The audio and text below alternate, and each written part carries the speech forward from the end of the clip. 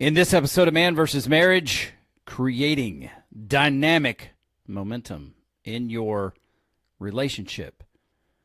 It's a great plan and exercise. The only thing there is you actually have to do it. We'll be right back.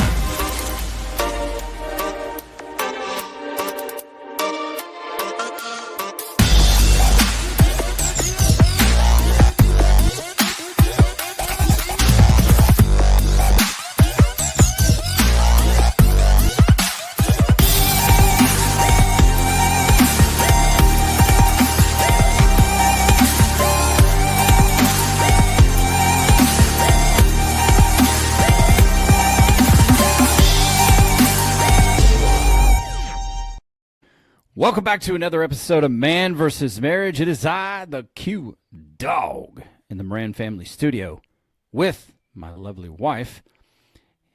My lovely wife, there you are. You're on the stage. How you doing? What's up? I'm good. That is excellent. Tell the people who you are and what you do. Well, I think they know who I am. You just said I was your lovely wife. So there's one. And the mom of all your kids. And an author. And the manager of the chaos. Yes. And for the third show running, the love of my life. And I like that. So, guys, welcome back to this episode. And we've got a lot to cover in as much time as we want.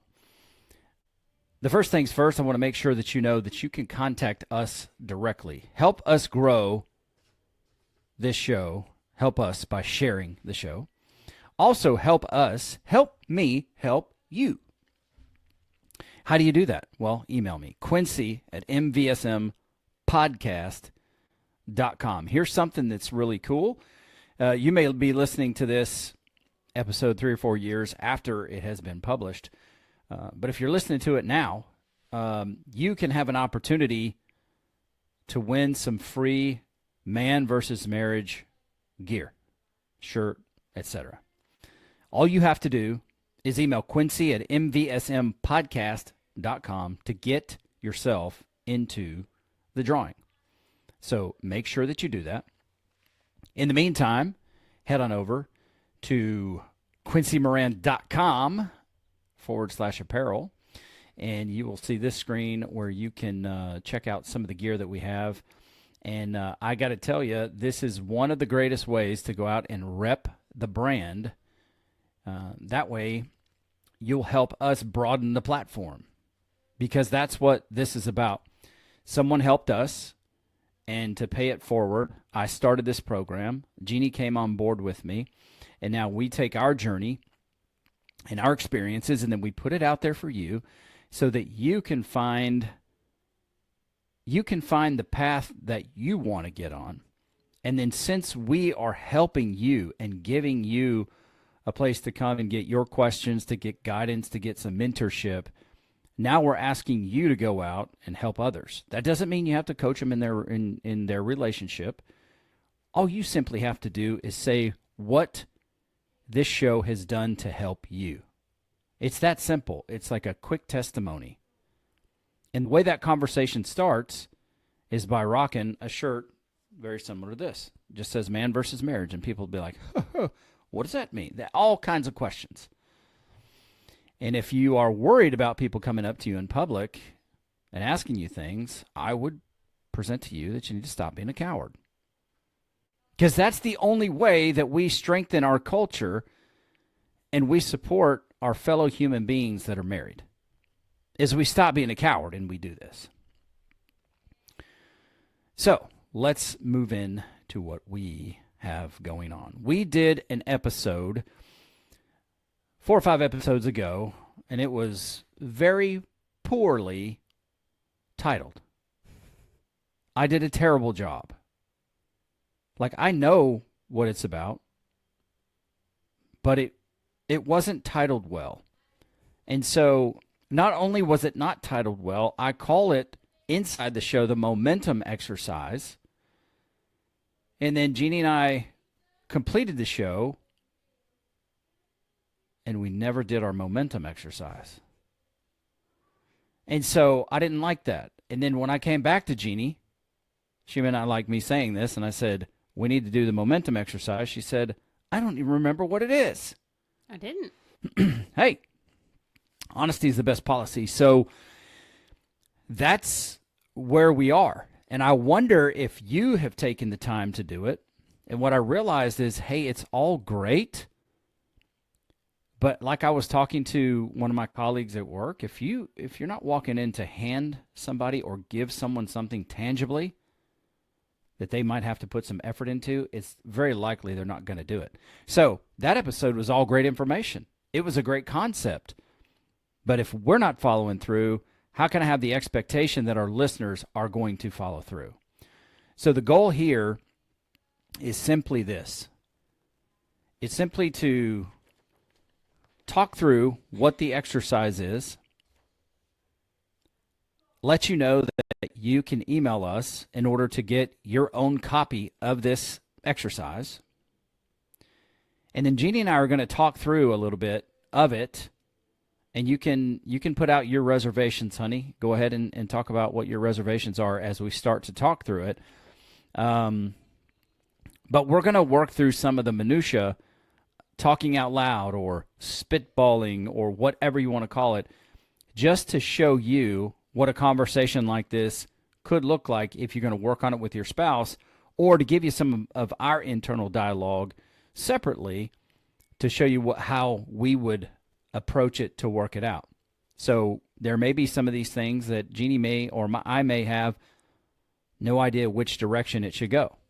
And I've done some work on the momentum exercise. Here's the concept, okay?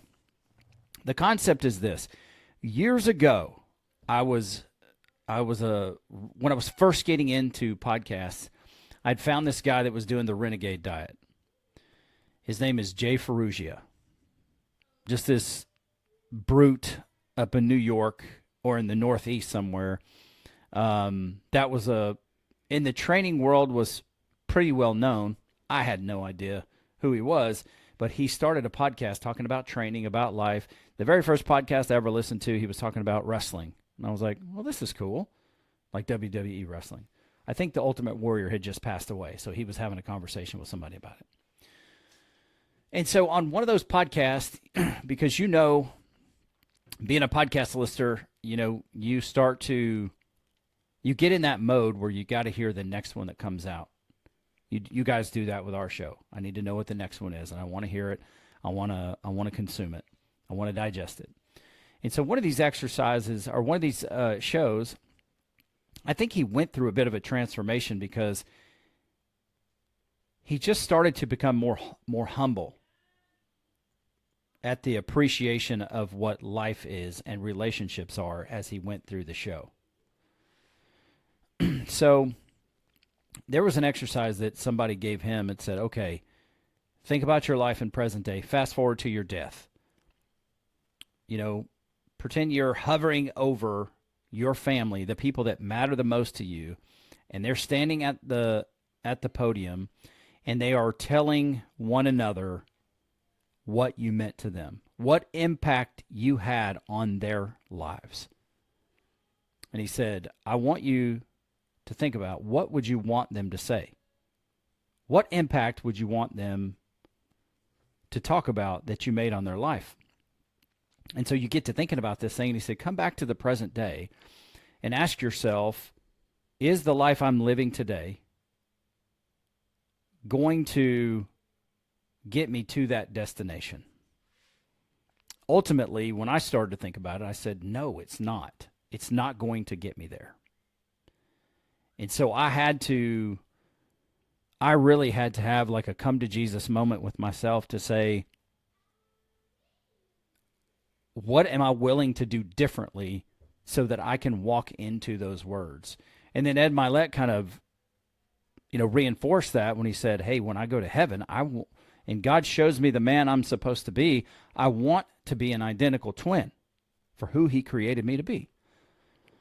And so a lot of times I start there with guys, and it's like, if you want your spouse to say this about you, is the you today going to get there, or are you going to be, somewhere off in left field? are you going to meet these words? And if not, now you know, you can check yourself and say, okay, something has to be different. And I really encourage guys, I say, listen, who you are right now is not who you have to be. If you are not satisfied with who you are, you don't have to be that guy. You can transform. And the show is about giving you, our journey, but it's also, folded in is how I've gone about to change my life.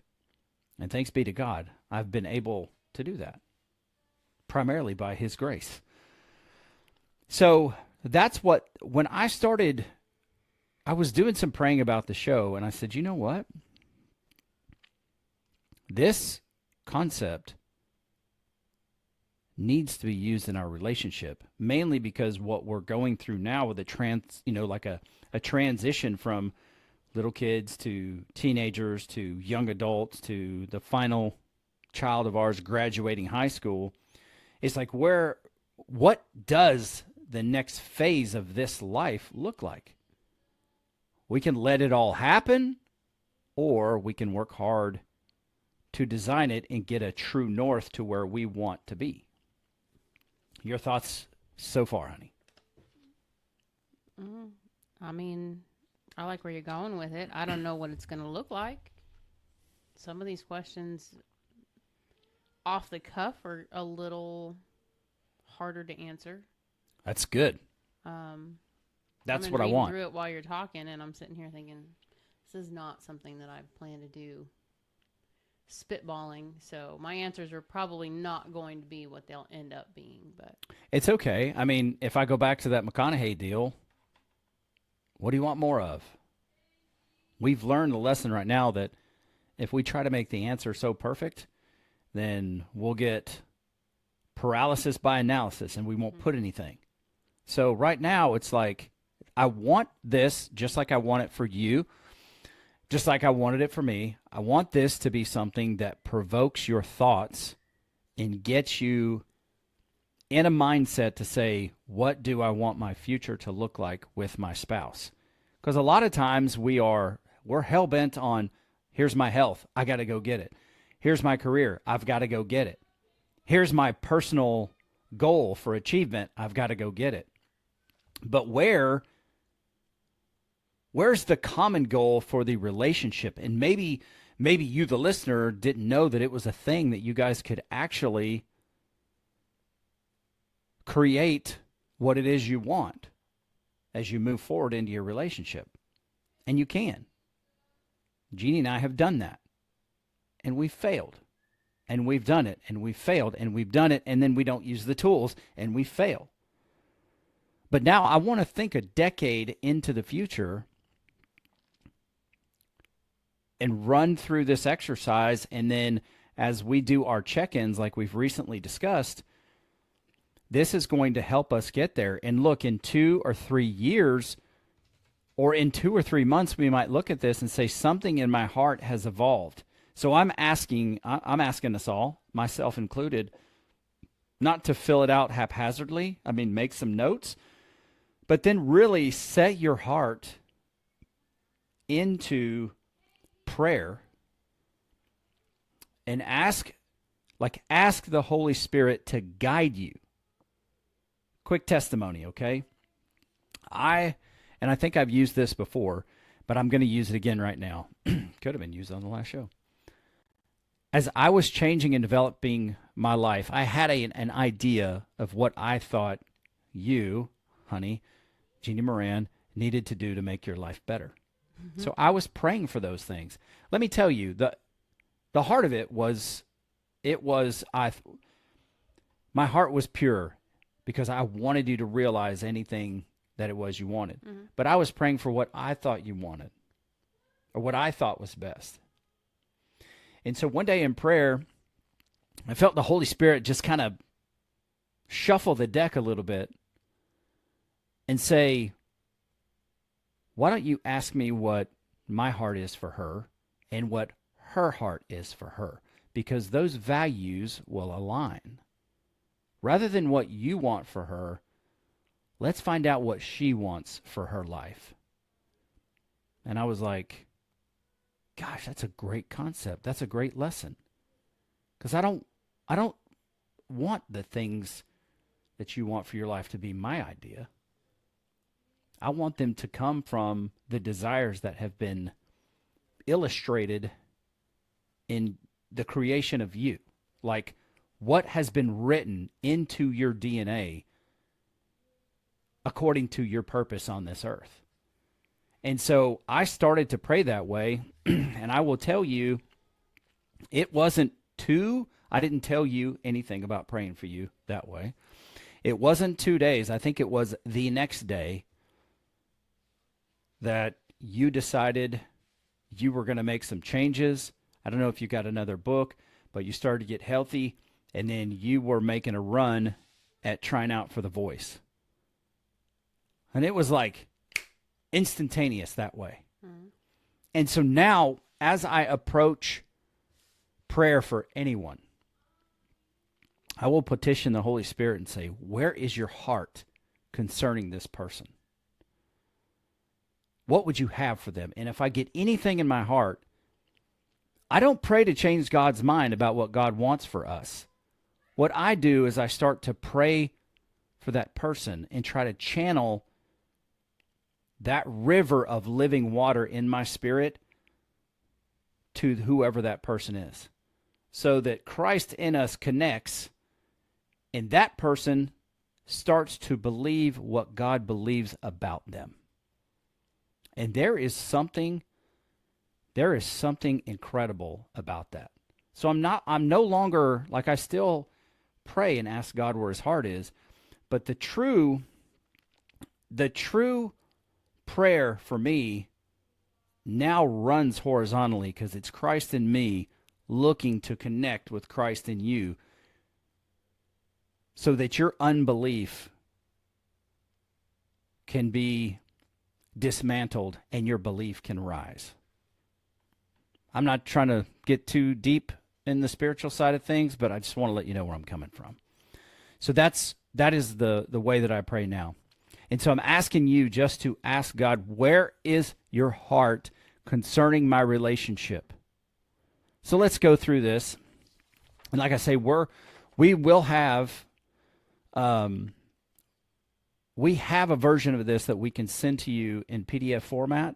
All you have to do is email Quincy@mvsmpodcast.com to get your copy. And then at some point, I would love to do a live broadcast, and maybe we can all come on and, hop in the studio together. If you want to be on the show and you want to talk about what it is you want, we can throw you into the show for a few minutes, and we can do this together. Because it's a lot of fun when we do live shows and people are interacting with us. It's great. So here we go. This is what it says. Here's the purpose. It's called the momentum exercise, exclusively at Man vs. Marriage.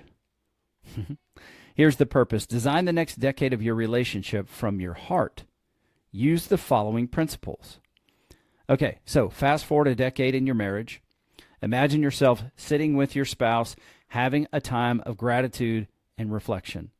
And there are times that Jeannie and I do this, and maybe it's on a long drive, but a lot of times we will go back into our heart and think about San Diego. And for you listeners out there, all of you listeners out there, when you communicate with me or with Jeannie and I, and you talk about having your San Diego moment, man, it is amazing, because we know right where that is.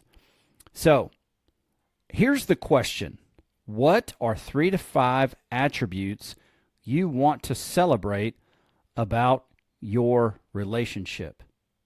So think about the things today that you love in your relationship. And then what things do you want to add, or do you want to magnify or multiply what's already here? So, one thing that we could put, like if we were going to talk about it, is I love our commitment to touching our dreams, mm-hmm. and our commitment to one another to do it together. And if we are celebrating that in a decade, What does that mean? It means we've done a lot of stuff. Yeah, that's right. That's right. And that is incredibly important to us to create memories, to touch our dreams, to go and have these experiences. So while this may seem like a very elementary principle, if you're not intentional about your future and your relationship, then it's going to be what it is. And we've already talked about, getting rid of the cycles and creating more positive cycles in your life as opposed to these negative cycles we seem to go through. So that's one example. Anything top of mind that you could think about that, I'm not going to hold you to it, but just something looking at this exercise. What's something in 10 years when we're sitting together by a fire, probably naked under a blanket? Not a visual you need to give people who are currently watching us on YouTube, babe. Buck naked under a blanket together. Enjoying some, drinks. Doesn't have to be alcoholic, but just enjoying some drinks and spending time together. What is something that you might think about, if you can dig deep here or get into, your imagination, that you want to celebrate about our relationship 10 years from now? How much we love to laugh. Yeah. And you're painting the picture, but in my head, I'm thinking of all the stupid, silly things that happen in those moments that are just, they're just ours. Nobody else is involved in those, and they're usually the ones that come back to, become some of our biggest laughs later, like initiation and things of that nature that are just kind of random moments that nobody else knows about, but you and I will still, rainbows and Braveheart, that's all I can say. But see, you're smiling because you know exactly what I'm talking about. Those are quiet inside jokes that are just between us, but to this day, 26 years later, it still makes us laugh to go back and remember those events and different things that were happening. I love that we like to have a good time. Yeah. Then joy is where it's at. And one of my vows. Oh, I haven't worked on that yet. We haven't worked on that yet either.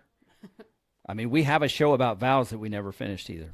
So we need to get hopping and popping on that. But for the sake of this, one of my vows originally was I promised to always make you laugh. Mm-hmm. And it, to this day, over 25 years later, when you laugh out loud, I'm telling you, it blows me away that you are still laughing at my crap. It shouldn't. Have you heard your crap? There's a reason. Yeah, it is. And then we multiplied it times 8. Oh, man. And you get us all around a table and everybody is popping off at each other, and it is quite the time. Yeah. Yeah. It is. I love it. Mm-hmm. I absolutely love it. And, my cousin and also one of my best friends in the world, Shane, for years he's been telling me, dude, you are the incarnation of joy. Joy is in you. That is just what you bring. That is your impartation.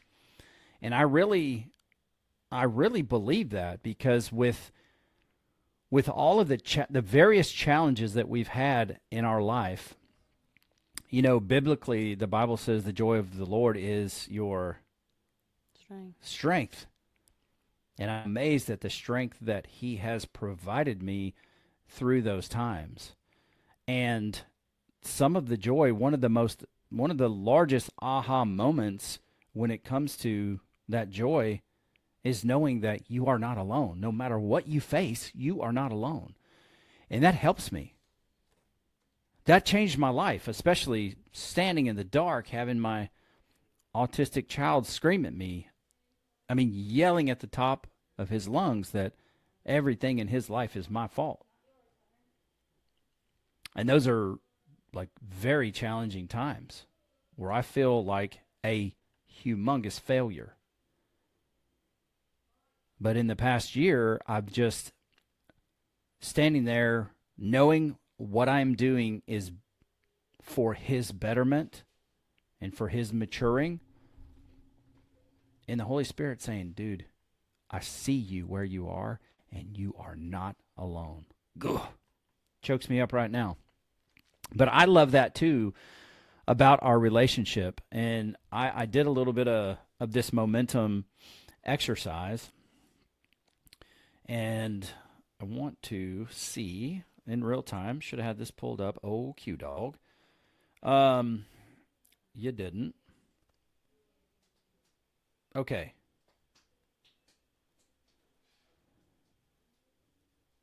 Let's see. 3 to 5 things you want your spouse to thank you for. Looks like I did another part of it first. Well, there's definitely a typo on here you're going to have to fix because it looks like it says, what are the 234 things you were thinking about? Hey, this show is full of high achievers, I looked okay? at it first and I was like, 234? Wait a minute. That's very specific. Yeah, you stunted my brain for a second. I had to go back and be like, no, I think you mean 2 to 4 things. Yeah, 2, 3, or 4 things, which I need to put 2 to 5. Whatever. It made me giggle because it's just something you would do. Yeah, that's true. So, then after you take some time to write those things down, I love XYZ about our relationship. The next thing I want you to do is imagine 3 to 5 attributes you would like to thank your spouse for in support of you and or your relationship. And then imagine 3 to 5 attributes you would like for your spouse to thank you for in support of his or her journey. And so right now you might have 15 different things that you are looking at, but I'm telling you, as you hone in on this, these things are going to be common with each other. Now, if you're saying, I appreciate you for, like one thing I wrote down for Jeannie, and I believe this, and I'm going to support her to do it, and I don't know how. I don't know what my support is going to be to do it, but I want you in a decade to thank me for supporting you as a best-selling author. I'll take that. Well, in order to achieve that, that means I've got to be intentional about how I support you to get that done. Mm-hmm. I've got to be intentional on more lines, just instead of just saying, hey, I believe in you. You can do it. All right, now I'm going to go to the garage and work out. So that's the power. That's the power that this particular exercise holds. And then when you reinforce it, with the intention of checking in, and how is Jeannie the woman? How is Jeannie the wife? How is Jeannie's intimacy? And so on and so forth. We're going to use this tool of the check-in to make sure that we're being intentional about our relationship. We have this series going on at church called Let's Talk Family. And so Pastor Jeff and Brandy took questions like, scan the QR code, and it was really good. It was really good. And I'll tell you a story about that in a second, but scan the QR code and send your questions in. And they got so many questions, instead of answering or having the ability to answer every question, they did something really smart, which was they handled it in seasons. So, single, here's my questions.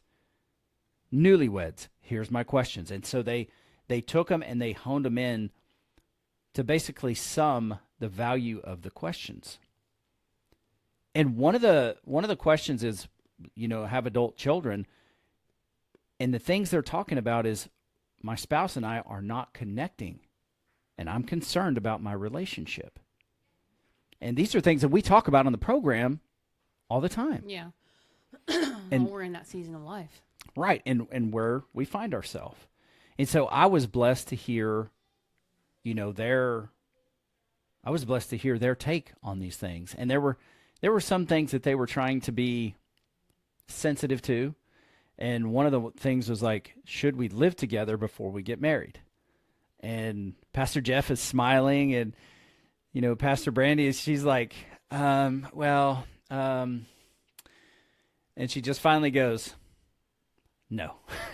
she she didn't have another way. She was trying to say it in a different way, and finally she just came and said no. And whether you agree with that or not, that's on you. But the statistics tend to back up what relationships last with, and so they brought that forward.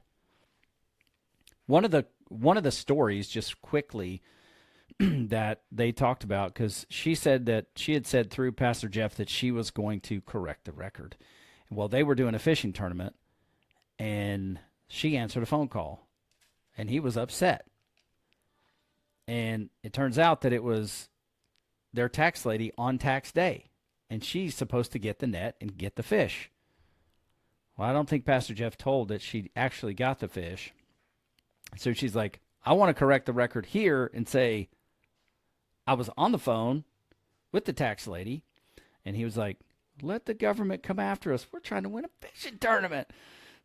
And she said, I got the net. I got the fish. I got it in the boat.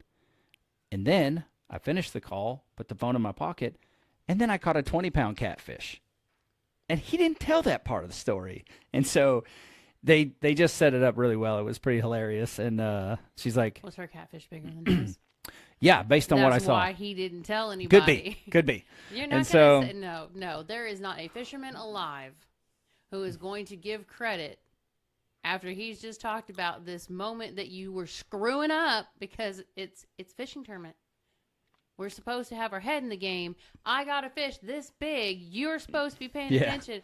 And then 5 seconds later, she caught one bigger than you. Oh, no. There ain't no way. Mm-mm. It was really good. And it's it's a great message because of the seasons that they cover in relationships. And it was Baptism Sunday, so I don't know. Somehow the water splashes when they do baptism all the way up to my seat in the top row. I have to wipe it off my face. I don't get it. It's just all right. They're So drowning him instead of baptizing him is what it sounds like. no, your boy is shedding tears because his heart is so soft. So here's another couple things that I put as I was, working through this. And one thing I want her to thank me for is for bringing laughter and deep, heartfelt joy into her life. We still love to laugh together. Mm-hmm. I'm so excited that you said that too. I also want you to thank me for leading our family through the transitions of growing children and the seasons in our family and what's gone on. And then I had forgotten that I wrote this, and that's making a list and touching our dreams like we've promised for our future. I couldn't remember what I put down. I'm glad that I took a shot in the dark and came up with that. But it's important to me because we have in our heart that we want to accomplish these things that we believe are our calling and our greater purpose. It's more than that for me. Getting my book done took 6 years. It was hard. The time of life that we were in when I started writing the first book, we had kids that were going in from junior high to high school. We had another brain surgery situation going on. Yeah. We had COVID had hit at that time. We had kids that were homeschooling, kids that weren't homeschooling. There was people being picked on. We had a lot going on. And then you were working away from home. And your situation at that time was extremely challenging for both of us because, one, 3 hours on the road every day, which at the time was not our norm. Now it's like, oh, okay, cool. He's on the road for 5 hours. I know when he's coming home. It's not every single day, number one. Number two, this was something that before we moved here, we had prepared ourselves for what that would look like. And we were given the go ahead that from time to time I can be with you, which kind of helped ease the sting of you Yeah. being gone. Yeah, absolutely. But when we were back in California in our old home and the things that we were dealing with, plus we had taken on somebody else's kid and made them our own for a little while, and there were some complications there. It was a lot of stuff on top of surgeries, us trying to manage our marriage. Like, it was just a lot of things.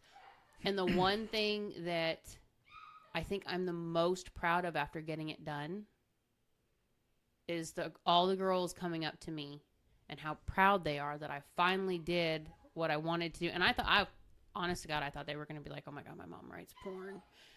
I don't know if I can be okay with this. But first of all, it's not porn. That's my brother-in-law's words, not mine. And it's a constant back and forth. But for the girls, I just wanted to prove, yeah, we've dealt with a lot. But I still got it out there. I still did what I wanted to do the most. Correct. And I managed to do it while doing all of this.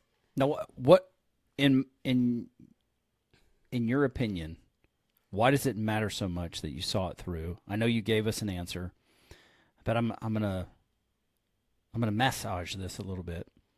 Why does it matter so much that you finally accomplished it and you published the book? Because I'm notorious for not finishing. Okay. And so here is, to that end, here is why it's so important. Do we do what our parents say, or do we do what we see them do? Depends on the situation, because in a lot of things you and I have done what our parents did not do. And we have flipped that script completely. Before we got intentional about our relationship, we were doing what we saw them do. We did what we saw. So I just wanted to qualify that. So now, as they step off the platform where we have elevated it to, because each generation, so to speak, each house should be working to elevate just a little bit more. And so they'll be stepping off from a different platform. Well, and the beauty of it right now is, I can use a quick example. We have one who is currently in a relationship. Well, two of them in a relationship, and one she's inexperienced in anything in a relationship, and she had a conversation with the person and said, I've never done this. I don't know how to approach this. I don't know what I'm supposed to do.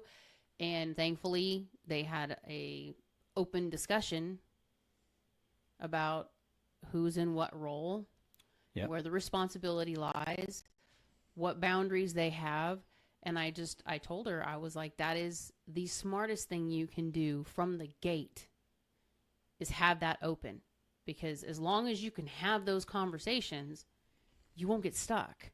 And that is a product of her watching us doing what she saw. Mm-hmm.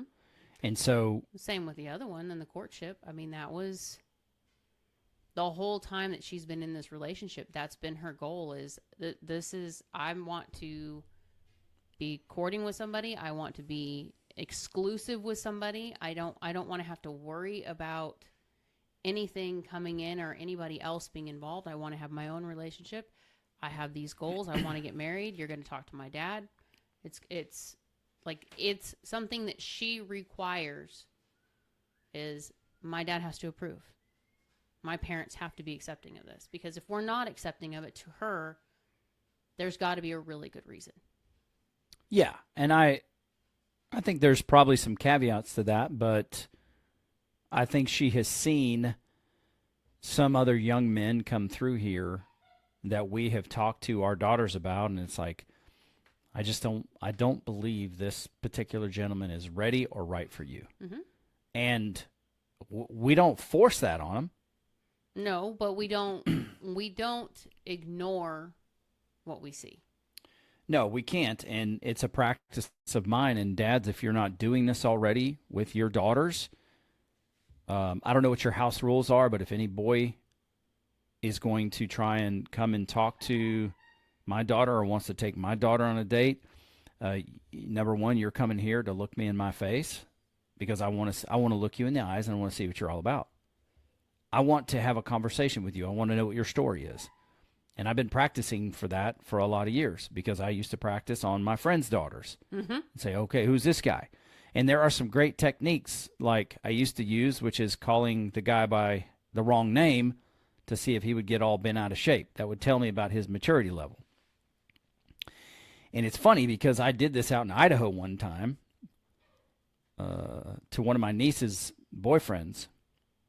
And you would not believe these women that came to his rescue. And I'm like, no, I'm not having it. I want to know who this cat is. So tell me about yourself. Tell me your story. And then, I think it's important for us as dads to help set the standard in our family.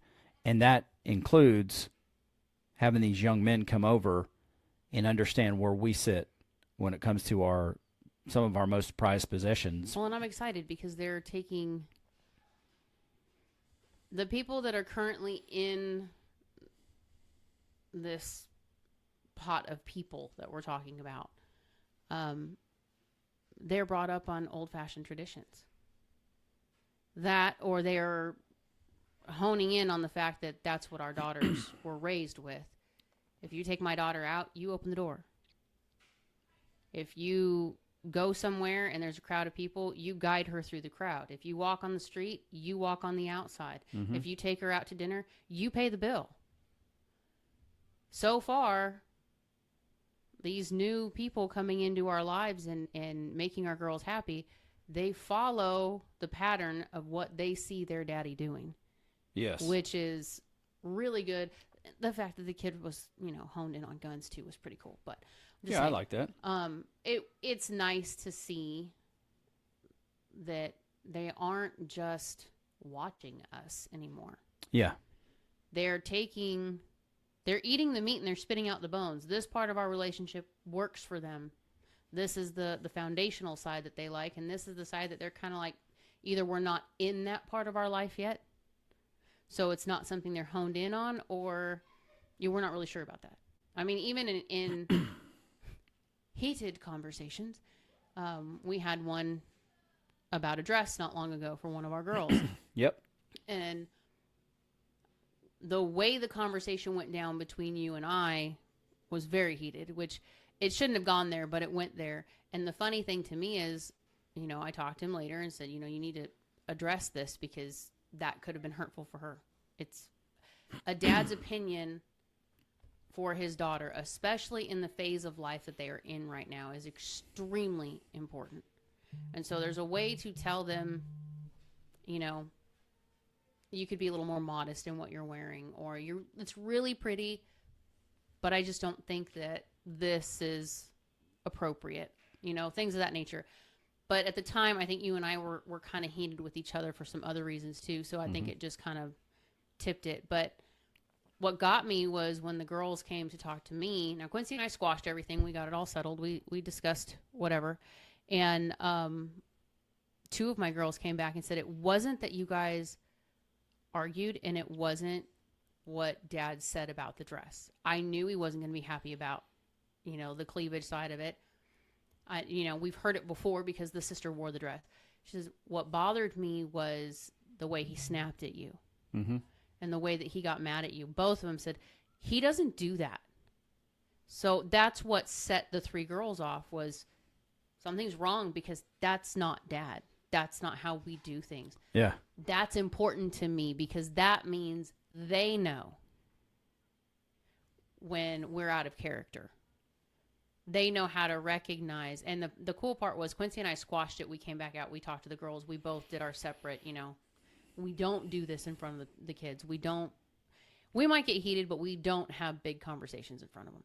And I had to come back, and so did Quincy on separate occasions, and apologize for what was said and how it went down, and explain we got some stuff going on, and this is probably what tipped it.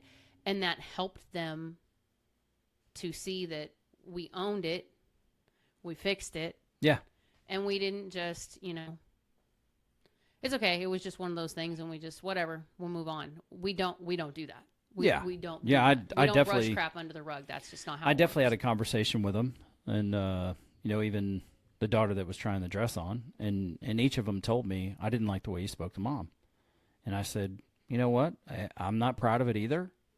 I felt like she took a shot at me, and I let my ego get in the way, and I don't even think they heard what you said to me, because I don't know why they weren't listening, but I took it very personal, about the whole complex deal, and Mhm. I really let my ego get out because I was pissed, Yeah.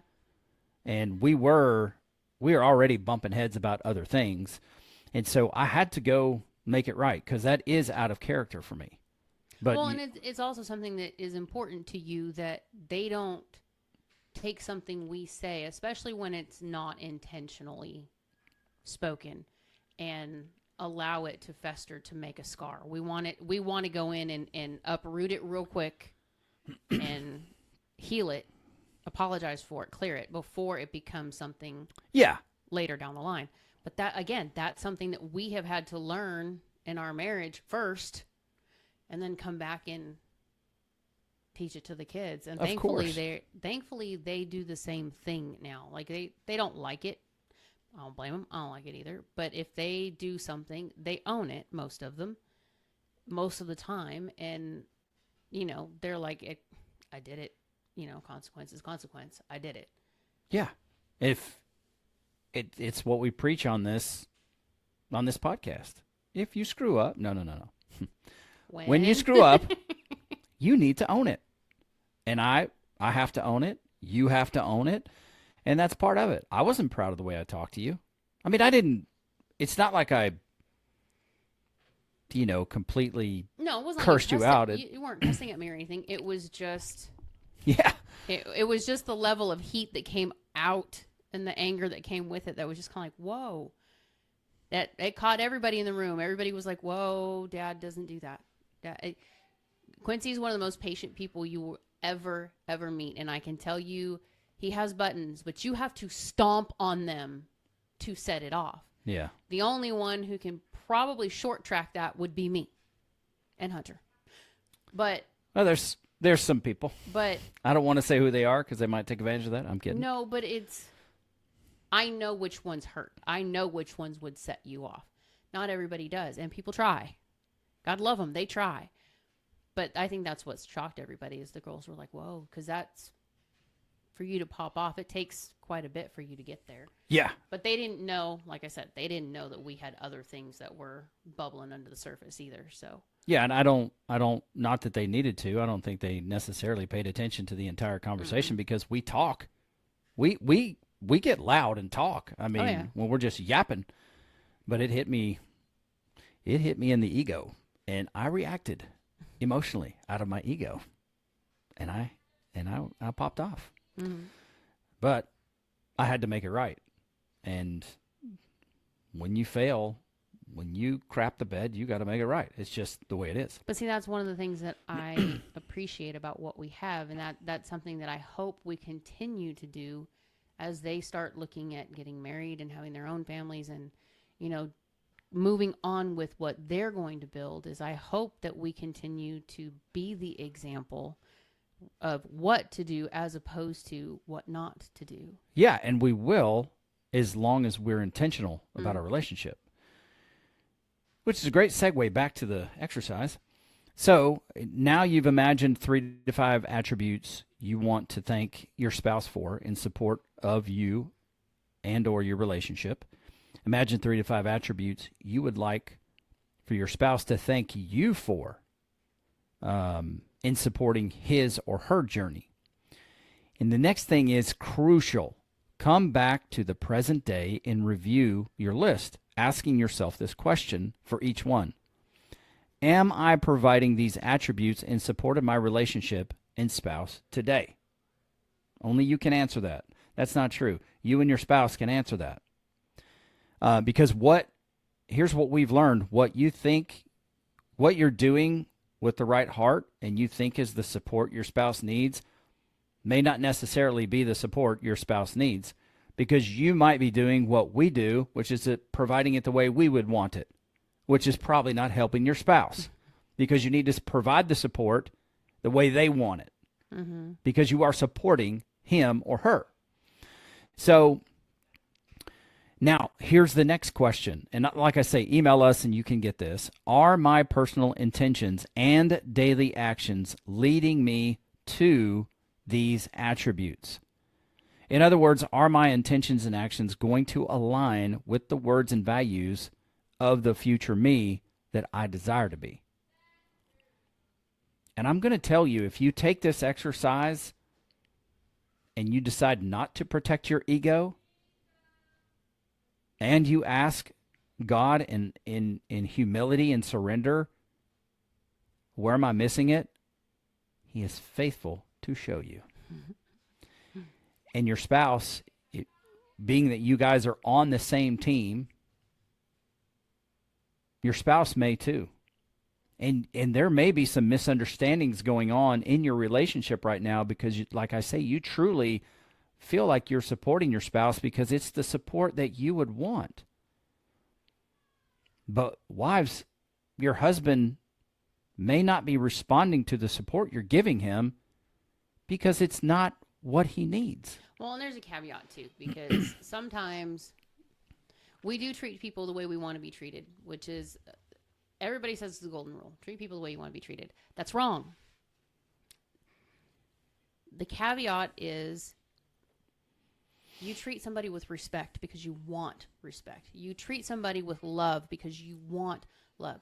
How you do that is not going to be the same as how you receive it. So when people say, well, you treat me this way, so I treat you this way. Okay, how do you want me to treat you? What is it you need me to do for you? And we went through this with Rita. Quality time. Quincy thought it was getting me out of the house and going to a movie. That was quality time because we were out together. There were no kids. It was just us. And we were having a good time. It's a great movie. We were laughing. We were having, fun. Right. But quality time for me is connecting in conversation and intimacy and having time to ourselves and enjoying things together, experiencing things together that we don't do with anybody else. Like moments that are just ours. Movies don't do that. Movies are not that impactful for me. So again, Quincy thought he was meeting what I needed and was loving me the way I needed because he was taking me out to movies, and this is quality time. This is what... Well, I was doing it my way because I spend, at the time was spending 8 or 9 hours a day working and talking to people and on the phone and doing emails. And I wanted to go and just be entertained. I wanted to sit by my wife, enjoy whatever we wanted at the movie theater, and just be entertained so I didn't have to talk anymore because I did it all day long. Not understanding that what you wanted was for me to sit and listen to you and for us to have meaningful connection and for us to have meaningful conversation. Well, and this is why I say there's a caveat. We found we connect on sports. So we take the drive time to have the conversation and do the check-ins and spend that time together because we know it's something that I need and we both like to make sure that we're connected. But when we get to the game or we get to the cabin in Big Bear or wherever we're going, that's the time that this is the experience that we're going to get into this together. And we don't worry about the work. We don't worry about the kids. We don't worry about, if we had a spat on the way down. Those things don't play. We are here to just be together and experience something together. That to me is the quality of the time because we're both, when you took me to hockey and I started learning about it, I didn't expect that I was actually going to want to learn about the sport. Yeah. And then it turned out that I started learning more about it in the beginning than you. And it was fun for me because I get to help you learn the game with me, where when Bama's playing, it's the opposite. I understand football to a degree, but I don't understand everything. And the players change every year. So you know the roster front and back, and I'm going, I used to. I don't as much anymore, but you're correct. well, at And the time it was like number 3 is not number 3 anymore. That's not the kid that I remember from last year. What am I watching? Who is yep. that? You know? But for us, those were the things we connected on. But again, we had to find something that was quality time for you, which is entertainment. You don't have to be constantly entertaining, and you don't have to be locked into a meaningful conversation or a business conversation. And it was something for me because we're connecting, we're enjoying something together, we're learning something together, we're having a good time. There's a lot of laughter involved. We had to find, how do we get a little bit of each and make it our own? Well, I'll just be completely forthcoming and say once I found out that quality time for you was a meal and a conversation and like intimate emotional connection, I was all in. Mm-hmm. Because I mean legitimately, like many of you out there, I thought I was doing what was right. It was from the heart. I was doing what I thought was right. I just sadly didn't know that I should have asked you, what is it you want? Because we just didn't know. Mm-hmm. But once I found it out, I was like, yeah, dude. And then the benefit that came from filling your quality time tank was like overflow into my physical touch. And it's like our sex life just got better Mm-hmm. because when mom is connected, she hungry. And she want nothing but the cute dog. You know what I'm saying? So it's beautiful the way like we were put together by God. There is no question in my mind. There's no question that we were made for each other. Because we have things in common, but our weaknesses and our strengths, they complement each other so well. And I'm built, and like they even said today, my heart is in service to you because I want to pour my love, my emotions, my connection into you. Mm-hmm. And so I want to say this too. A great place to start is the golden rule. Do unto others as you would have them do unto you. And like Jesus would say in the Bible, you've heard it said this, I'll show you a better way. And so the upgrade to the golden rule for your intimate relationships, and I'm not just talking about your physically intimate relationships, but your family that's close to you, your spouse, your children. And as your children get older, let me say, it is treat others how they want to be treated. Mm-hmm. Because then you are meeting that need. Not your kids as they're growing up, because you need to have structure and discipline and not be their friend and teach them how to digest disappointment in life. And you need to teach them what is important about being a good citizen in society. And understand that when they get in life, life is not going to be all about them. They learn that at home. They learn that having to work together. They learn that through failing. They learn that through screwing things up because they're kids. But as they get older and they make that change into adulthood, now our relationship starts to evolve. I will always be dad. I feel very confident about that. But now I've gone from the mentor, into a different role. Mm-hmm. And now it's like, I want to treat you how you want to be treated. The mentor trains you. Now we're in a place of more the counselor. Yeah. Instead of training you, now we are, well, let's look at the situation.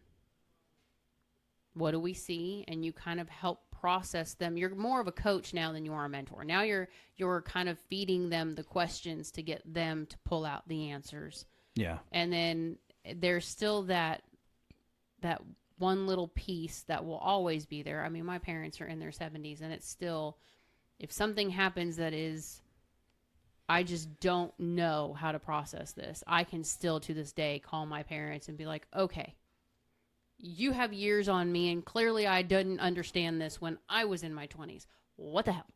Yeah. And then my mom will, have a conversation with, or even my dad. But we're just, it's a different phase. But I think if we hadn't taught them by being their parent, now the difference here is there are people who want to be their kid's friend. And so if somebody pisses off their kid or hurts their kid, they go in and they do the fighting and they do the arguing and they do all these different things. There is a place for that. It's called advocating. There is a place. When they can't do it themselves, they can't solve a problem themselves, then yes, you step in and that's your place. But you don't teach them to run to you to fix everything. Mm-hmm. You teach them to come to you to talk about it. And if they cannot resolve it, then we step in. Otherwise, they become so reliant on people fixing their crap for them that they never learn how to actually do something for themselves. Yeah, and if you spend your life, if you dedicate your life to making sure that your child doesn't feel pain and that you're the buffer for your child and that you don't want them to feel disappointment, when your child gets out into the world, that son or daughter is going to recognize, wait a minute, that's not what life is. Because life does not revolve around you. And the people that life the people that life does revolve around in their mind are sometimes hard to be around. Mm-hmm. And it takes some growing up. It takes some bumps and some bruises, and then you have a whole different bag of worms. But I wanted to make sure we can start at the golden rule, because it is a great rule. As we call it culturally, it's like, if you want respect, give respect. If you want courtesy, give courtesy. Now, as you get on into like your marriage relationship, treating your wife or treating your husband like you want to be treated, that there is value in that, and it's right. But there are other avenues, or there are other places in your relationship where you should be treating your spouse in my case, how she wants to be treated, because I want to connect with her. Well, one of the things that we always go back to is we had a Jack and Jill situation a few years back, and she's an at-home mom. I believe they were 5 and 2, and he was working, and when he would come home, he thought what she needed was for him to take over doing the dishes and helping with the laundry and cleaning up after, dinner and getting the kids bathed. And really, it pissed her off because she felt like he was honing in on all the things that she missed or that she didn't get done off of her to-do list for that day. And he just came in and took over because it needed to get done. Yeah. And really, his intention was, you know what? She's probably been around kids all day. She could probably use a break, go take a bath, read a book, relax a little bit. I'll give her that peace and quiet. Let her relax. We'll put the kids to bed, and then she'll be relaxed for us to meet my need. Yep. And it didn't work out that way. It upset her because she was feeling like she was failing, and he was pointing out the failures that he had no clue were in her head. So when everything was said and done, and he thought, okay, cool, she'll be relaxed and we'll have our... No, sir, that's not how it went down. So it's very important that you understand how your spouse needs to be loved. Yeah, and while loving your spouse your way is admirable because you don't know any better, now you do. Mm-hmm. And so if you are loving your spouse and you feel like it's not being received or it's not being reciprocated, or there's no connection there, now you understand why. And look, the only reason we can tell you that is because we did that. Mm-hmm. And sometimes we still do that. All right, so let's try and wrap this exercise up. And here's what I want to do. So once you have, those questions answered, 3 to 5 attributes, and I have to say it again because we get off on these little mini micro journeys, and part of the macro journey. 3 to 5 attributes you want to thank your spouse for in support of you and your relationship. 3 to 5 attributes you would like for your spouse to thank you for in support of his or her journey. Now, asking yourself the questions, am I providing these attributes in support of my relationship and my spouse today? You have to answer that. Be honest. You're not going to get anywhere unless you're honest. And if you don't know, you're being honest, and so you need to ask. Are my personal intentions and my daily actions leading me to these attributes?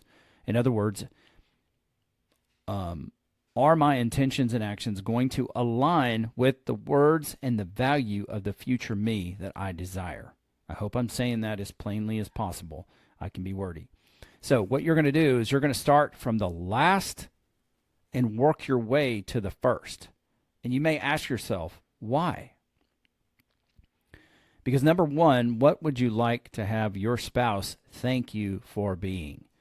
You are going to begin by starting to understand your spouse's needs. So that's why I want you to start there at that last 3 to 5, which is, what do you want your spouse to thank you for? Why does that matter? Because that is going to be your wife, bro. That's going to be your wife telling you what it is she needs. And you can ask the glorious question, which is, what does that look like? What does that look like for you? Don't expect me to know, because I don't know. That's why I'm asking. And I want to know. I want to run the play. I want to do that. And so ask yourself, once you get that information, ask yourself, am I living my life in such a way that I will arrive at those words given my current path? The other fancy word, trajectory. Am I on the path to get there? Number 2, what are the 234 things you are thinking your spouse for being for you? I screwed that up all the way around. I said the 234 because it was funny, and you laughed at it, so I like that. So what are the 3 to 5 things that you are thanking your spouse for being for you? Now, why is that important? Because now you are communicating your need to your spouse, because it's likely, bro, that she may not know what it is. So you ask yourself, do I communicate my needs? And the reason I'm walking it from the end to the beginning is because we need to know, we need to put others before ourselves, and we need to know what their needs are. And then we need to communicate our needs. And so once you get your needs down, I want you to ask yourself, are my needs realistic? Because that matters. Mm-hmm. And then, are my needs respectful? Because they need to be. Don't take advantage of it. Yes, they need to align with respect for your spouse. So that's important. I don't know. I felt that was on my heart to put it in there because I don't want you going, for you guys who are early on the maturity process, and say, hey, I want sex 6 times a day for 45 days in a row. Those are my needs. That's not realistic, chum. And I'm giving that out. I'm just holding my response because it was a very quick, sarcastic, and I'm keeping it to myself. Keep it to yourself. Okay, now, the next thing is, what 3 to 5 things are you celebrating about your relationship? And ask your spouse, are we doing these things right now in such a way, if we continue down this path, we are going to meet those words. We're going to be identical twins to those words. And so this, if you are faithful, this is going to dynamically change your relationship. How do I know? Because a type and shadow of this allowed me to change my life as a human being. Like, dynamically, as I want to say. Because I am no longer the man I used to be. Mm-hmm. The person who can tell you that just me. She just said it. And it's not made for TV. As you know, I'm not perfect. I snapped at her a couple weeks ago. Too many boobs in that dress. So ask this question. Are we investing the attention in our relationship? Are we growing? Are we challenging? Are we loving? And giving to one another for these to be accomplished? So those are questions that you have to ask. Now listen, if this is just another good show and you appreciate the information, but you don't do anything from here, and you fast forward 6 months or a year and your relationship is not where you want it, it's your fault. Just in the same way, I can say this, if Jeannie and I don't follow through with this, and in 6 months to a year, our relationship is not where we want it, it's our fault. Because this is about being intentional with what you do. This is about creating what it is you want to do. When you want to get healthy, you want to change your lifestyle, you want to lose body fat, you want to change your body composition and add lean muscle, if you just go to the gym haphazardly and you're not faithful to your meal plan, then the results you are going to get are not going to be gratifying. They're not going to be what you're looking for. So you have to be intentional about these things. If you're not, you're going to continue to get what you have, and you will only have yourself to blame for that. Goes back to the overarching theme of where we're at right now, which is, what do you want? Mm-hmm. Well, in a decade, I want our relationship to grow. I want our connection to be on fire. I want our intimate life to be on fire. I want to touch as many dreams as we possibly can. I want to create as much joy and laughter as I possibly can. I want to prepare for the next phases of our relationship. And it's not like just because you do this, everything's going to work out. No, life is going to life. That's going to happen. But if your bond and your connection are tight and they're solid and they're intentional, then the storms will come, but your boat's not going to sink. Mm-hmm. And that's where this is. So I'm asking you, and I'm challenging us, Jeannie and Quincy, to put work into this, to get it done and to bring it back to the program and to share. And then as we do check-ins, we need to bring those journey episodes back that talk about the check-ins, even maybe do one live, and then utilize this momentum exercise in order to create momentum in our relationship as we move through the next phases. And you may get 2 years down the road and maybe you've accomplished everything. Maybe you're there. And so you can reflect at that point and say, ooh, I want more of this. And so you start to invest in that more, and then you gain significant momentum. I'm telling you this as a listener to this program. If you are with us and you're what Bongina would call one of those P1 listeners, one of the people who listen all the time, who download even when I release a podcast at 11:35 at night, it gets downloaded, and I'm like, thank you. I hope you guys enjoy. You're a person who wants to honor the gift of life that you've been given, and I believe you know that there is like no greater experience on this earth, truly, than making a meaningful impact in someone's life, changing someone's life forever in a good way. And there are people in our lives that have truly made such an impact that we shall never forget them. And I believe we will carry those memories and that gratitude into eternity, because they are eternal acts, selfless things that people have done for us along the way, things that maybe we didn't even deserve, but they were giving of themselves, and they changed our life. Look at Mario and Lisa from back in the day. Mm-hmm.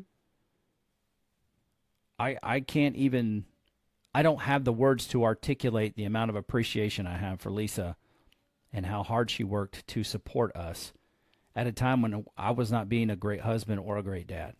And she was supporting you because I was absent. I was out working. I was out helping other people's families because I thought I was supposed to do that. And one of the mistakes that the church makes is, oh, there's going to be grace for your children. No, this is my first ministry, which is my wife and my family.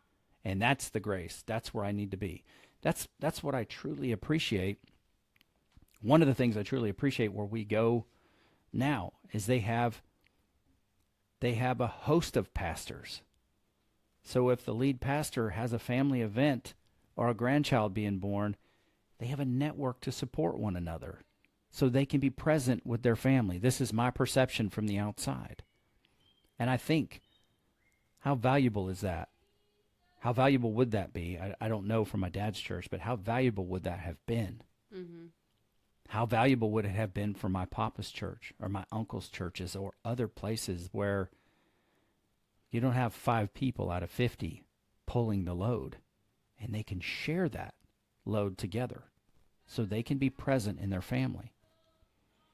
And so I look at that and I go, wow, I love that. They are dedicated to their families. Mm-hmm. It doesn't mean they don't make sacrifices like we all do, but they are dedicated. So it's something I deeply appreciate, and I love that they're about community, and they're about you making the best of what you've been put on earth to do. And it just aligns with my values, and it aligns with the values of this program. And so that's one of the reasons that I emphasize so often about the standard of your life, because those of you who have been a part of the show for years, and we talk and you share your challenges, your struggles, and we share your victories, I know that those particular moments will go with you for the rest of your life, because somebody was that for me. Mm-hmm. Somebody was that for Jeannie.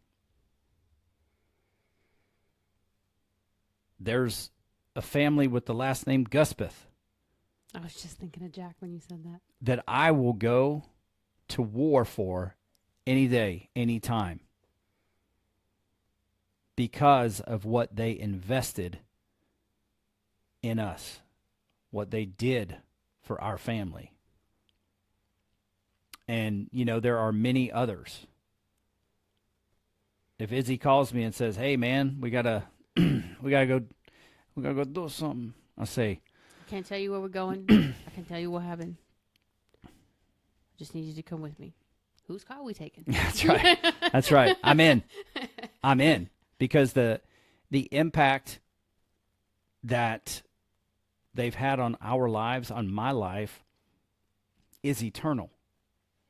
And that's the opportunity that you have, you listening to the program, you watching the program. That's the opportunity you have now as you align yourself with this exercise, this momentum exercise. Because you are creating a new path. You're pioneering a new direction for your family. And not just your immediate family, but for your legacy that comes behind you. That's why I'm so intense about it. That's why I brought it back and I said, no, that episode was good information, but it's not good enough, because I need to follow through. Jeannie needs to follow through.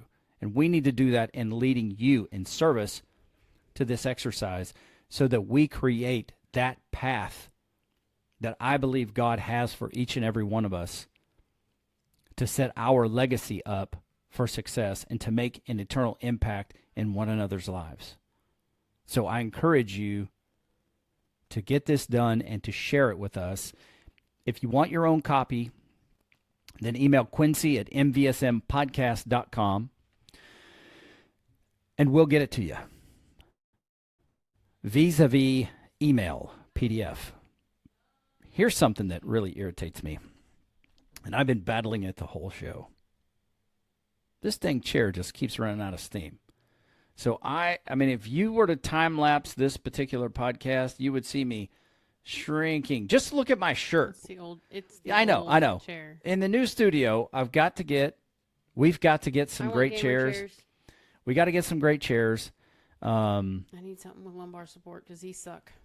We got to get great chairs so that, we're looking pro stat. Screw looking pro stat. I want to be comfortable. No, not screw looking pro stat, because I want to look pro stat. I And I want to feel comfortable as well. Okay, fine. You can get them yellow and black. Just make sure that they're comfortable. All right. Any final thoughts? Yes, I want a yellow and black gamer chair.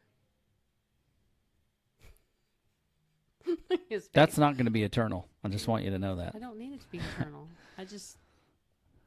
You're flipping, so I was just putting in my 2 cents. No, I think we've covered pretty much everything. I mean, we're on point with what we want and where we're going. We are. And I'm excited to see what this brings to us and for us. I would appreciate you not kicking the frickin' thing. I didn't kick it. Let's kick it. Or is it, with the Beastie Boys, is it kick it? I don't know, but we need to call it quits. I'm getting hungry. We're gonna border on hangry here in a minute. No, sir. All right. No, sir. That is Jeannie Moran, my lovely wife, reporting live from the Moran Family Studio. And I'm Quincy Moran. And we are so thankful that you have been a part of this podcast. If you're watching, hey, man, make sure you, man or woman, comment below. Let us know what your thoughts are. Like, subscribe, share. Don't be a hoe. Share the show.